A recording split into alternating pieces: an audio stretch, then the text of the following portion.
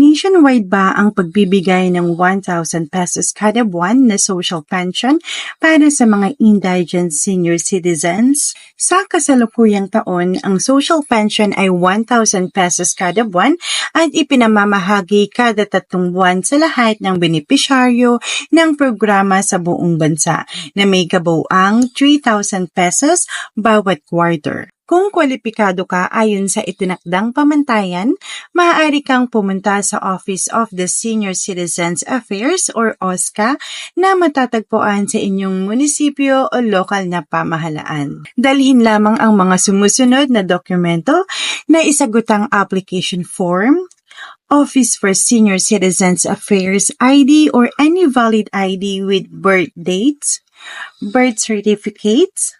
Paano makakasali sa social pension para sa indigent senior citizens? Maaari kang makasali at makatanggap ng social pension kung ikaw ay 60 taong gulang pataas. Ikaw ay mahina, sakitin o may kapansanan.